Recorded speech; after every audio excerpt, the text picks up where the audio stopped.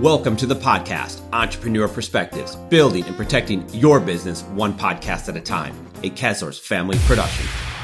This podcast exists in large part because of KEZCM, the content marketing business inside KEZSource Inc. So what does KEZCM do? You know how many business leaders need help communicating their story? Well, that's what we do. Content creation and distribution for business leaders. This provides opportunities, relationships, and a platform for you and your business. Why do we do this? Because at KEZCM, we exist to help business leaders build a meaningful legacy that is worth living and leaving. Learn more by visiting KEZCM.com. In this episode, we discuss product launch, scaling a startup, and turning your passion into a profession. Went all in, play my cards right, up the ante, won blackjack all night, roll the dice, let it ride, water beyond my guns. Our guest today is Drew Bartek, CFO at Groove Watersports, maker of the world's first impact vest with speakers. Drew is originally from Nebraska and went to the University of Nebraska. He currently resides in Charlotte, North Carolina. In his role with Groove Watersports, Drew is responsible for sales and finance. Drew learned all about entrepreneurship from his mom, who was an athlete and restaurateur. That prepared him for the journey he is currently embarking on today at Groove Watersports. His path provides inspiration to those forging ahead into uncharted waters in life and business. And with so much to talk about, let's get right into this episode and welcome Drew Bartek. Drew, I always like to think that entrepreneurs come from a long history of other entrepreneurs. From what I understand, your mom was one that broke barriers back in the day at Nebraska. So tell me about that. Yeah, she did. She was very inspiring for me. One of the things that she was able to do, she was the first female athlete at Nebraska to get a full ride scholarship. And then after she graduated, she started to pursue her own business. She started a restaurant in the Haymarket area in Lincoln, Nebraska, which now is a very developed area that is booming. But back then, it wasn't quite where it is today. So she was just a little bit ahead of her time, but she still didn't let that stop her from pursuing something that she thought that she could do. Yeah, I mean, so being ahead of your time, a lot of what we're dealing with right now is people coming up with these amazing ideas, kind of like what you guys have done, right? And sometimes you feel like, wait, is this the time to jump into this? Is this the time to get into this new product or whatever it is that you're trying to come up with? Your mom obviously saw that and was ahead of her time, but still made it happen. But even after college, right, then she started to get into more stuff and became an entrepreneur herself. So it sounds like to me that you grew up in this environment of seeing that someone out there taking that risk, taking chances, and I would imagine having a lot of fun with it. Yeah, another thing that my mom did was she wrote the first tennis book for children, Cool. Just telling a story, which was cool to just see her create something completely new that wasn't out in the market. And I think I just kind of grew up in a household that helped me see the world in a different way. As a kid, I just remember seeing inefficiencies in different markets, whether it was in second grade when I saw that there was the special paper-mate pencil that I knew everybody liked in school and it was on sale, so I bought 50 of them and then I ended up selling them for 4 times what I paid for them. And just doing the flip from a young age, just always knew it was kind of in my blood. Yeah, it stuck with you. Yeah. It's funny when you look back and you kind of see where you are today and you look back at where you were and it's like, you know what, it makes sense. And I think most people, like every person we've ever had on this podcast, there's this common theme throughout their life or throughout their career. And you say, oh, you know what, it makes sense where they are because everything they say leads them to this point. So let's go back a little bit as to kind of where you are today, but where you were, and not only where you were, but where your company was. So you go back to your days of taking class in school, taking a business class, having an interest, obviously, as we know, in entrepreneurship, and with one of your co-founders as well. Take me back to that classroom and what took place. Yeah, so it was an entrepreneurship class where we were just kind of building out a business plan for an idea, and one of my friends, Gus, who's now one of the co-founders with me at Groove Watersports, he came up to me with this idea and he said, hey, I want to make this wakeboarding vest with speakers in it so I can listen to music. And I'm like, all right, tell me more. And then as I just heard about it and saw his excitement, at first I was just like, well, I love business and entrepreneurship and I want to support my friends. I was like, yeah, I'll help you out in any way that I can, which ended up leading to us building out a business plan. And a month before graduation, there were a couple of pitching competitions and we ended up taking home first place in 2 different divisions and won $8,000, which kind of help kickstart the business a little bit. Okay. So you win that award and then you continue down this path. Did you guys jump right into it at that point, or did you kind of go your own ways and do your own thing and for a little while? Yeah, so at that point, we really lacked direction and just really didn't have the structure on what it would be to run our own business. I had already accepted a job in Omaha and had an apartment lined up, so I was moving away, and it was more just like, Gus was like, I'm going to try and do this on my own and see how far I can do this while also working another job, just kind of having it as like a side hustle until it would become big enough. Long story short, it took about 3 years, and Gus came to the realization that he needed a team to really be able to execute this. During that time, he was able to file a patent, and it got granted. Once it got granted, he called up me and Miles and asked us to join the team and give us a real go. So when you went your own way, you went to Omaha, right? You got your apartment, you got your job, and you were a good friend because you wanted to support Gus, right? You wanted to make sure he was taken care of. Did you think that was the end of your involvement with the water sport company? To some extent, I think I was always very intrigued, and I would like help him, just giving him advice, and probably every couple of months we would talk and I'd kind of get an update and say like, oh, like, have you thought about doing this or this strategy? So I still wanted to be involved. It was just a matter of how much to be involved, and I always dreamed that an opportunity like this to actually come on full time would come. And so you just kept on putting in, because as you gain more experience in the workplace and then just in the real world, right, then that's not going to hurt you if that dream that you talk about does come to reality.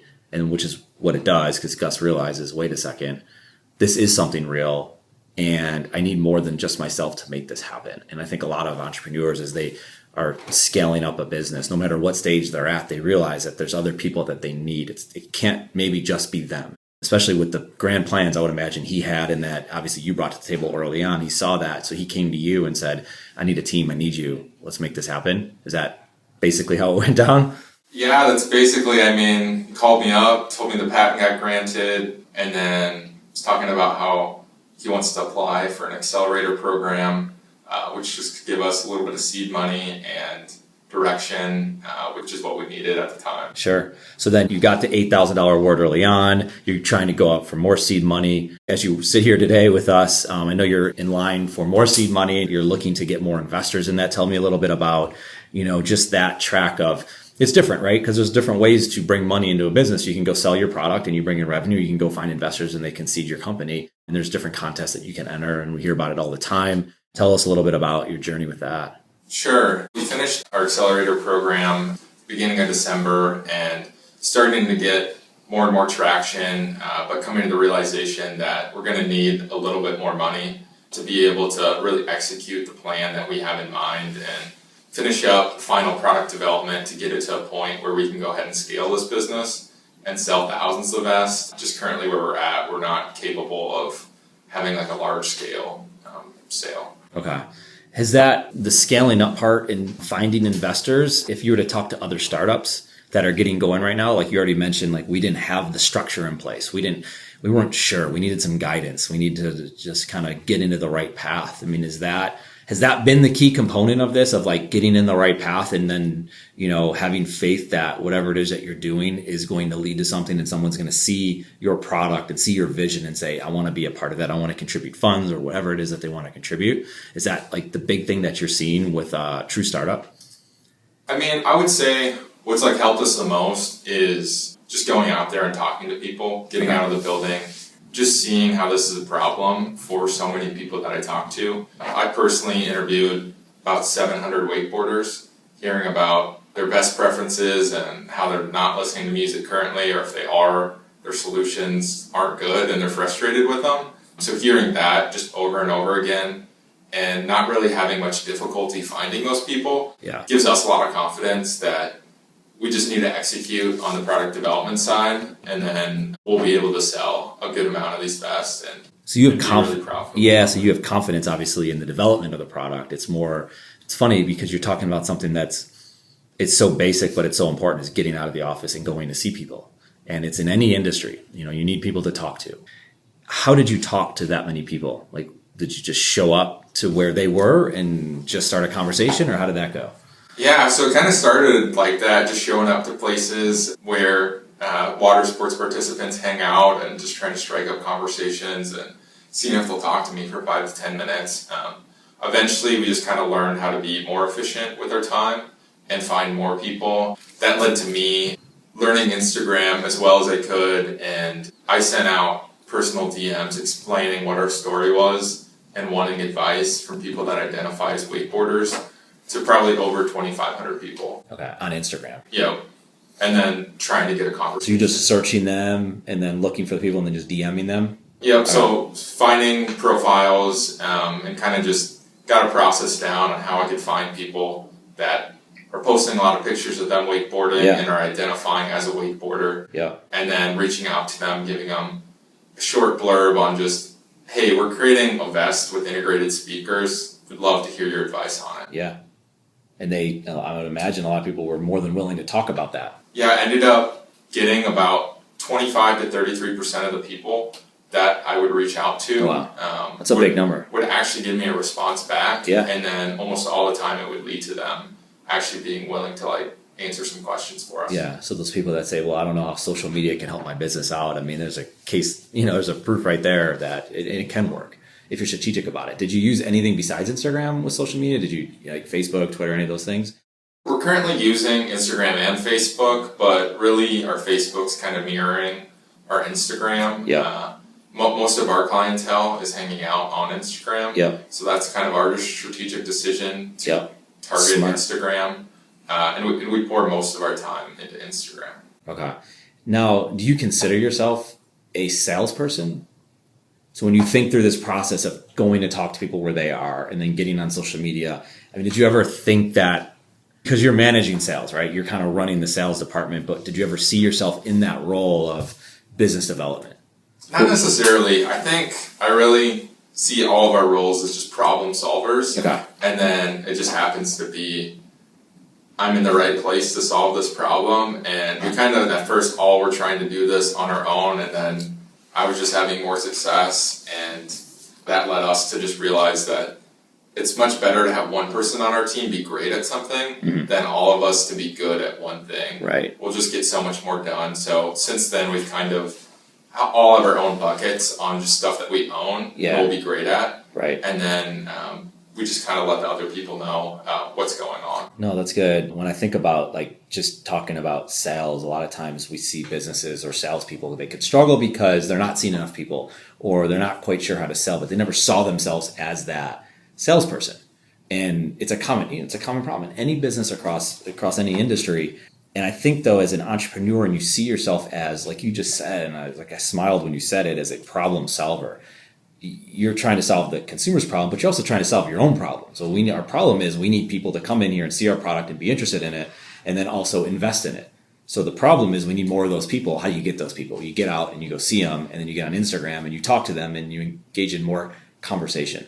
And it seems to me that you have a product that is obviously engaging to people. If you're getting 20 to 30% response rate in your direct messages because you have a genuine message that you're putting out there, I can only imagine people are going to want to talk about it.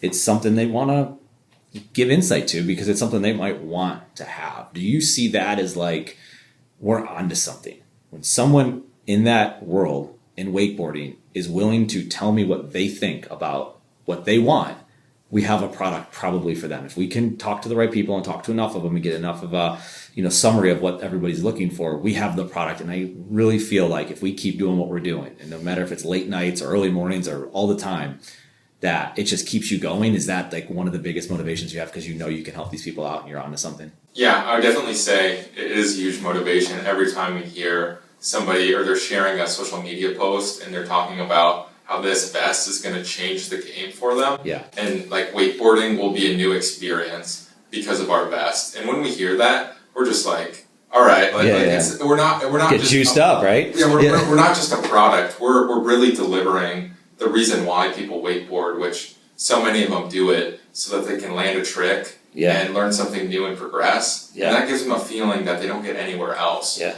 And we're helping them achieve that through the power of music. Yeah. I mean, I get it. I remember, just growing up and driving, and like you went from I guess I didn't have tape players, or like CD players, and then different kind of CD players. And then you can burn onto a CD player. And then if you get in a car and you had your mix and you stuck that in the CD, you just drive. You feel like you could just drive anywhere. And then it started evolving even more. And then you got the MP3 players, and now you get your iPhone, and now it just loads right up. You get in the car and there's music, and it's like, there's something to it. And I'm talking about just driving a car or going for a run or going for a walk. So I can imagine if it's like, I can do this next level of tricks, or this, I want to go out there and do it, because I'm excited to the side stuff that's going on with it, which is the music that I'm getting to hear. I can imagine like that's motivating, and it doesn't exist out there, right? Yeah, I mean, alternative solutions, you can basically strap on a clip-on speaker to your vest. Right. Flops around, and this is not a good experience. You can have waterproof headphones, an armband with your MP3 player in there. Those are sitting at the bottom of the lake now, right? I had one guy tell me, I lost 3 pairs of headphones to the bottom of the lake. I go, how much did you pay for those? $120 per pair. So I'm like, all right, you've already lost $360 to the bottom of the lake, and you're still like buying this because it's that big of a problem. Yeah, it's that important. Yep. Some people might not see it as such, but it's like, no, if you talk to the community, they're telling you that's the problem. So you see the pain, you see the opportunity, and you want to help them out. So tell me a little bit about the actual product itself.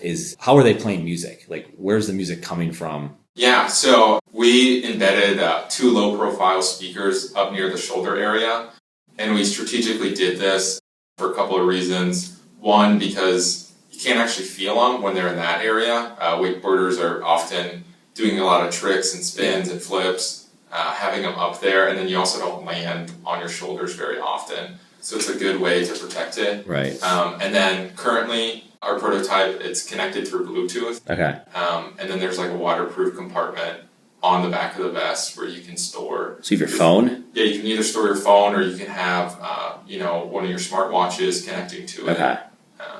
Okay, so then you have, so it doesn't matter, it's open, right? So you have Spotify, iTunes, Pandora, it doesn't matter, whatever they want. Yeah, okay. Whatever you want. Okay. I've seen Bluetooth like in the skull caps, right? And you see it in different things. Is that ever motivation? Just finding new ways to listen to music. Did you ever see that and what other people are creating?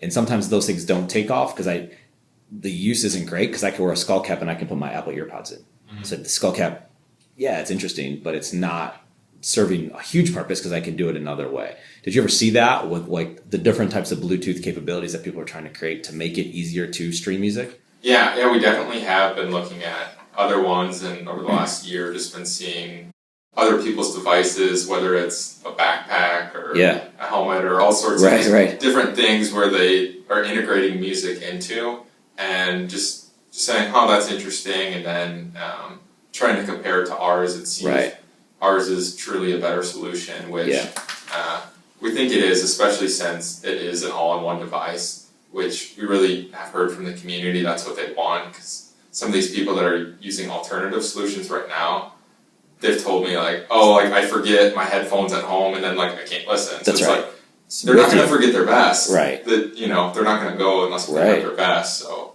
do you see other related water sports taking this as well, or is it like the market is only wakeboarders? No, definitely all other water sports. We think there is a very good chance we'll go into them.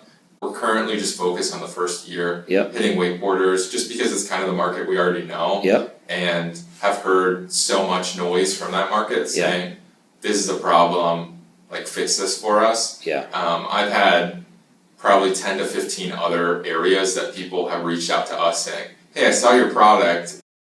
Can you make it for me? I'm a kiteboarder. I jet ski. I mountain bike, all sorts of different verticals that we want to expand to. We just think it's important to focus on one and nail that. We think there's a big enough chunk that we can take out of the wakeboarders that we'll go ahead and focus on that for just the first No, it makes sense, because we talk a lot about the smallest market that makes sense. Like Seth Godin called it the smallest viable market.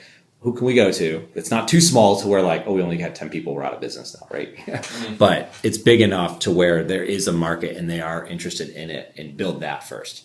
who do you know? Who can you talk to? And then it'll grow from there, right? I mean, that sounds exactly what you guys are doing. So it sounds to me like you talked about before that you needed some structure, you need some ideas, you needed to kind of like, learn this thing along the way, that you have a great structure in place. And I think an investor would come in and see that and be fascinated by it. I mean, just the simple fact that you have a response from the marketplace right now, that they're telling you what they want.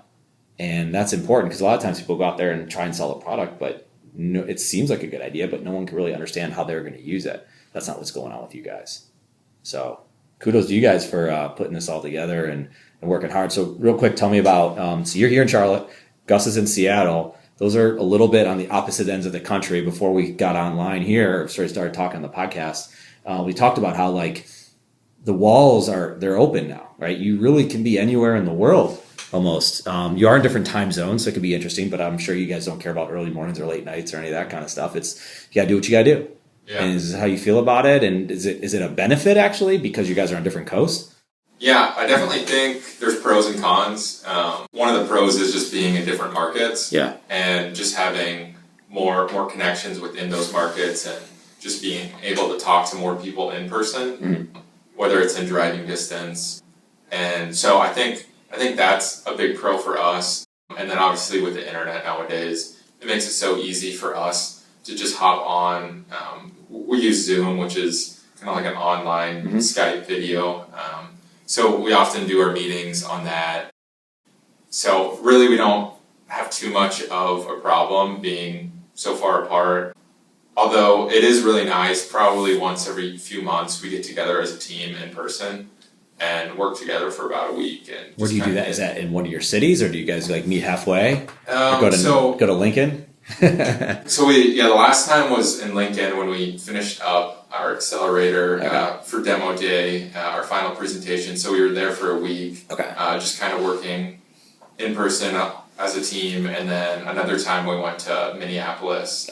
They had a startup week there, and we just thought it would be like a cool place for us. That makes a lot of sense. So the water sports industry, clearly you see opportunities in here. The economy's done well, so I think that probably helps it. People have discretionary income, they're willing to go out and spend some money. Where do you see the water sports industry going from here?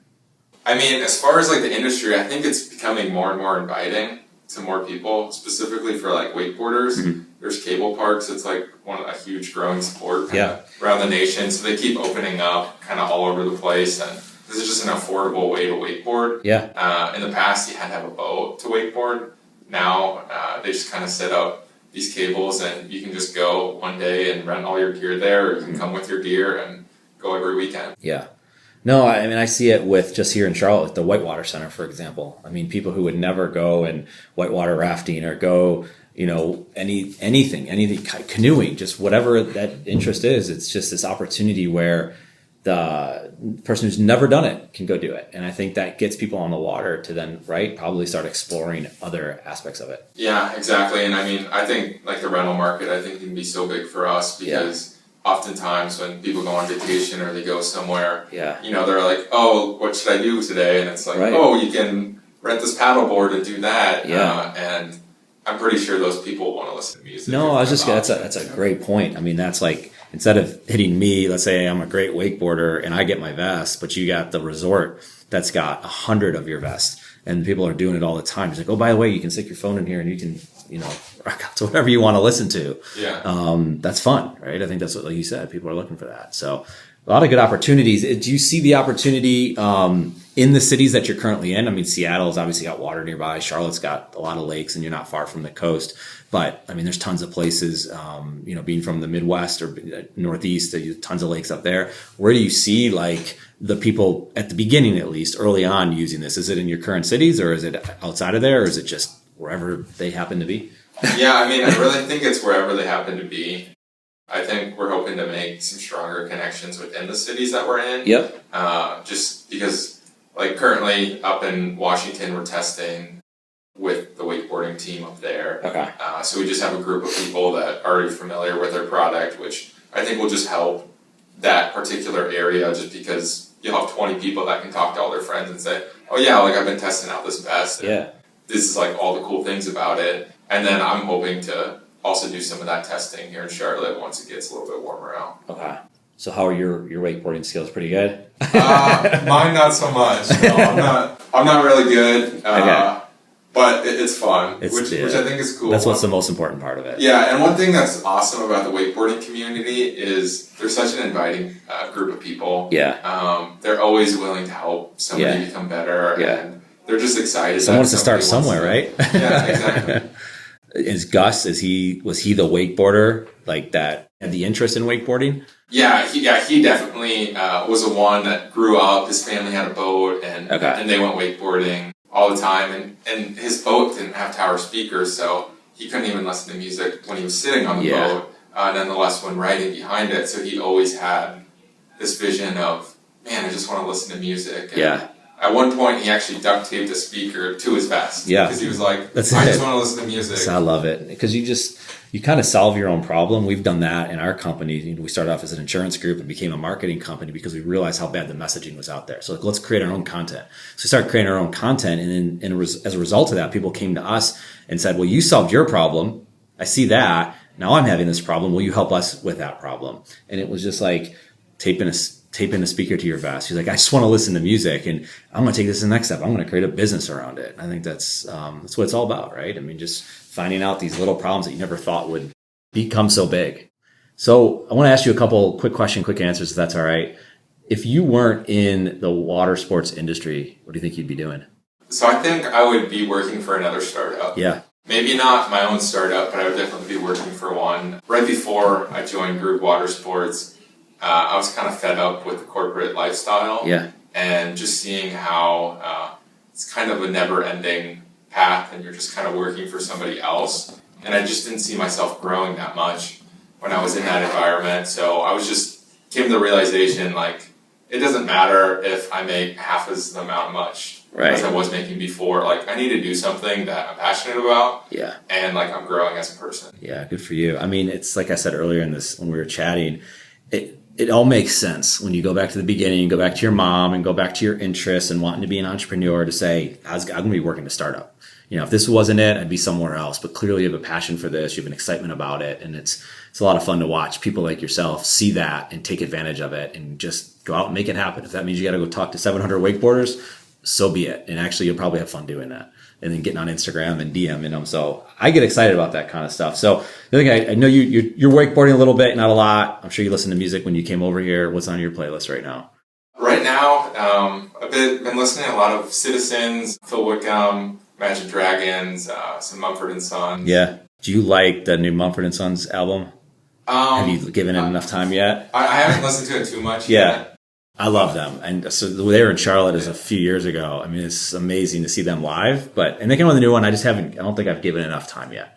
But yeah, I mean, there's not many songs of theirs I don't like. No, so. I know. I'm with you there. So I could see it. I could see you, like getting excited with some of the selections on your playlist. They could get out there, wakeboard, and pull some good tricks.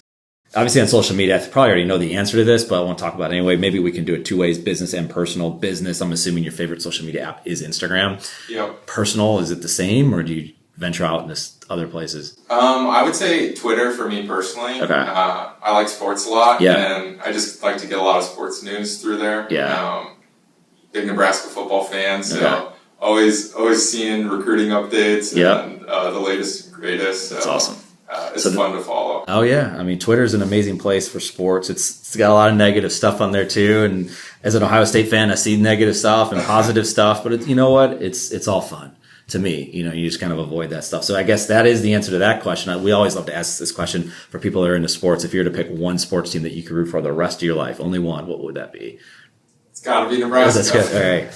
So it's Scott Frost, and he's going to make it happen. Yeah, I definitely think so. Everybody in the state's so excited. We're definitely changing our culture, which is a big thing. That was kind of our issue before, is we just didn't have our same culture that we had in the 90s when we won a bunch of championships. Yeah. We just kind of lost that. And Scott, he was the quarterback and won national championship for us in the 90s. So he definitely understands what it takes to be a champion. And I think he'll get us back there. So, yeah, I mean, you saw the growth this year. I mean, just in a short amount of time, right? Beginning of the season, it just wasn't looking good, and there's a lot of doubt creeping in. And then you guys played well. Even when you didn't win, you actually started keeping most all of your games pretty close for a first year. Your quarterback was playing well. So, I mean, I could see that as well. Do you like the change from, I don't know how many years it's been now, from the Big 12 to the Big 10? I mean, are you happy with that? It's different because you had like the Colorado rivalry and all these things. Yeah, overall, I would say I like it. Yeah. Definitely miss some of those old matchups with Texas and Oklahoma. Yeah. Just not having those anymore. Yeah. Or at least not as often. Right. Sometimes it just feels weird, but at the same time, it's cool to see the Big Ten. And when I went to college in Nebraska, we were in the Big Ten. So, okay. I'm familiar with all the teams now. Yeah, I mean, and part of me thinks too it's a progressive move because you don't know what's going to happen with the Big 12. Because if there is one conference that I could see going away and merging and only having 4 power conferences, would be the Big 12. Because I don't think the other ones are necessarily ripe for the picking for that. Because if you lose a Texas and Oklahoma, and there's been a lot of talk that they could come join the Big 10, but Nebraska was the first to do it, so they've kind of got their spot. I think that's pretty smart of them. So who knows? If you were to look back and say, when was the moment you told yourself you needed to make it happen and gave yourself no excuses, when would that be? It was probably right before I quit my job and started doing this full time, which is almost 3 months ago now. And just came to the realization that we're starting to get traction and people that were really excited and want this and willing to pay for it and asking when they can buy it. And just kind of realized that if we're going to make this happen, got to be all in. Because if I'm not, then we're just never going to realize our full potential. Yeah. And I just couldn't do that to my business partners and even to the business. We just got to see it through. You owe it to yourself, each other, the business. I love it. I mean, I'm excited about it. I'm excited to start, following it more and watching you, staying in touch. I mean, it's exciting. I mean, there's just a lot of exciting businesses that are being created and businesses that are being built that have already been created. So, I mean, definitely keep up this and hopefully you get the funding that goes with it and keep talking to good people. So, Drew, what's the best way people can get a hold of you and your business? I would say if you go to our website, which is just groovewatersports.com, you can reach out to us there by submitting your email, or you can follow us on Instagram and just send us a DM. Groove Watersports is our handle. And we know you're watching it, so you'll definitely get a reply, right? yeah, you'll definitely get a quick reply. So that's excellent. Well, Drew, I appreciate you spending time with us in the office, in studio, as they like to say. And once again, keep up the amazing work and being an entrepreneur and leading this business. So thank you again. Yeah, thank you. Thank you for having me. Drew, it has been absolutely awesome having you on this podcast. From your thoughts on scaling a small business and ultimately being a problem solver, we're all better off from the time we spent with you. The perspectives from Drew on being a problem solver and all perspectives you, the business leader, can use for yourself. And for that, Drew, thank you. And for anyone looking to talk to Drew about his journey in the sports industry or to learn more about Groove Watersports, we encourage you to reach out to him. If you have questions, feel free to reach out to me directly. You can find me on LinkedIn or contact me on Twitter and Instagram at Eric_Kaz. Thank you for listening to our KazSource podcast, Entrepreneur Perspectives, building and protecting your business one podcast at a time. Until next time, we're out of here. Went all in, play my cards right. Up the ante, won blackjack all night. Roll the dice, let it ride. What are the odds I got?